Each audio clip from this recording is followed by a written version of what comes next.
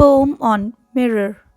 I can see the flowery pink curtains that cover the open window. I can feel the wild wind enter the premises and promise to break my favorite blue lamp. I can see the black guitar, which I always thought was too big for my hands. I can see the large poster of Messi that has loyally stuck on my wall. I'm standing in front of a mirror, but I cannot see my own reflection, for I do not know who I am anymore. Tiny braids in my long brown hair fly out the black window of the car. I wave at the passers-by and smile dreamily to behave like I'm in a movie. That day at age 6, I told my father that I wanted to be an actress. But when you are born with 3.5 kilograms of flesh and bone instead of 2.5, the doctor sends you back with a sticker that says this baby weighs more than an average.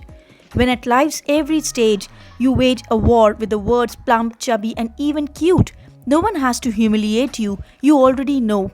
No one told me that I could not become an actress because no one knew I wanted to. No one told me that I would or would not lose weight because no one knew I wanted to.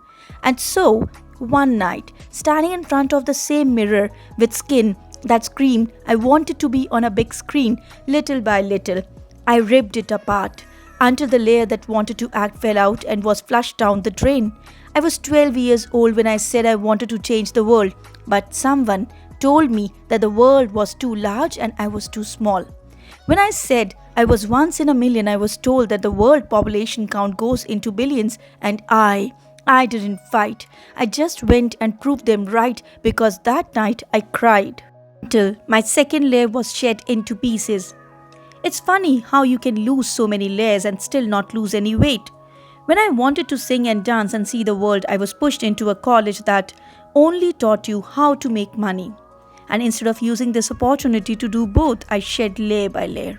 I shed it all until I had no plans, no hopes, no dreams, no desire to collect some gold or to grow old or to do anything at all. I shed everything in the name of being a strong girl. Even the tears that were only trying to tell me the truth, until one day, opportunity knocked at my door. It waited and waited, it banged loud and clear, but in all the shedding, I had no hands left to answer its call. I had no voice to tell it. I had been waiting for it all my life.